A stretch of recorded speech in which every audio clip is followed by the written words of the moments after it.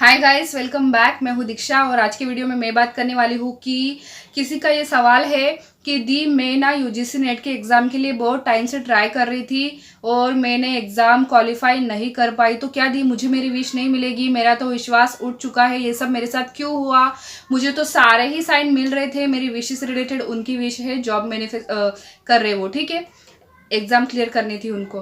तो देखिए, इसके दो रीज़न मैं आपको बताती हूँ, आप बिल्कुल ध्यान से सुनिएगा। पहला रीज़न तो ये कि आपको ना और फिर से कोशिश करनी पड़ेगी, क्योंकि एक सक्सेस स्टोरी मैं पहले भी शेयर कर चुकी हूँ चैनल पे। जैसा कि उनकी सक्सेस स्टोरी में उन्होंने बताया था, बहुत सारे जैसे गवर्नमेंट ने कभी एग्ज़ाम कैंसिल कर दिए, कभी पेपर लीक हो गया है, कभी मतलब इस प्रकार की अलग अलग चीज़ें बार बार उन्होंने कई बार एक ही एक एग्ज़ाम दी और फिर बहुत प्रयास करने के बाद उनकी विश पूरी हुई, उनको उनकी वो जॉब मिली, ठीक है।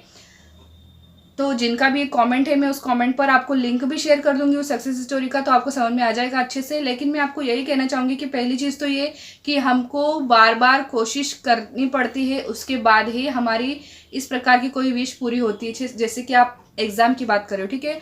दूसरी चीज़ ये कि यूनिवर्स हमसे जब कुछ और करवाना चाहते हैं ना, तो भी ये होता है। अब ये मैं अपने खुद के पर्सनल एक्सपीरियंस के हिसाब से बोल रही हूँ। क्यों? क्योंकि मुझे भी यूजीसी नेट का एग्ज़ाम देना था। बहुत टाइम से ही मैंने सोचा था कि मुझे भी प्रोफेसरशिप करनी है, ठीक है। मुझे भी मैंने जैसे कि एमए किया हुआ है हिंदी लिटरेचर में, तो मुझे भी, मैं सोचती थी कि पीएचडी करूँगी, मतलब बहुत कुछ सोचती थी मैं भी। और मैंने भी बहुत बार ट्राई किया एग्ज़ाम देने का। देखिए, एग्ज़ाम तो मैंने एक बार भी नहीं दी, लेकिन फॉर्म भरे एग्ज़ाम का, तो वो तो मैंने 2-4 बार कर लिया। बहुत बार कोशिश की एग्ज़ाम की तैयारी करने की, लेकिन नहीं हो पाता था। एक तो इस एसपी के साथ मैरिज मैनिफेस्ट नहीं हो पा रही थी, उस वजह से पढ़ाई भी नहीं हो पाती थी।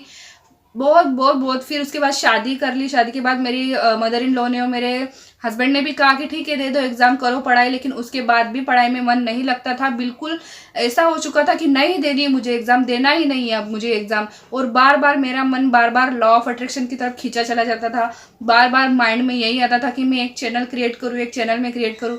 तो ऐसा होता है कि जब भगवान या फिर यूनिवर्स खुद हमें चुनते हैं किसी चीज़ के लिए, जैसे कि उन्होंने मुझे चुना कि मैं ये चैनल क्रिएट करूँ और लोगों को थोड़ी बहुत इन्फॉर्मेशन कुछ दे सकूँ, ठीक है। तो उन्होंने मुझे चुना, तो अब मैं मतलब इस तरफ आ गई हूँ। तो मुझे ऐसा लगता है कि शायद यही चीज़ मेरे लिए थी, राइट। तो आपके साथ भी शायद ऐसा ही कुछ हो, तो आप बिल्कुल विश्वास रखिए यूनिवर्स के ऊपर। अगर आप कोशिश कर सकते हैं तो फिर से आप ट्राई कीजिएगा। देखिए, लाइफ में कुछ भी कभी आपके साथ गलत नहीं होगा। अगर यूनिवर्स ने आपका हाथ पकड़ा है, वो आपको साइन दिखा रहे हैं, तो उसका कोई ना कोई रीज़न तो है ही, ठीक है। सो आई होप आपको क्लियर हो चुका होगा कि ऐसा क्यों हुआ। तो इसके दो रीज़न ये मैं आपको बता चुकी हूँ। तो मिलेंगे अगले वीडियो में, तब तक के लिए आप अपना ध्यान रखिएगा। Bye bye.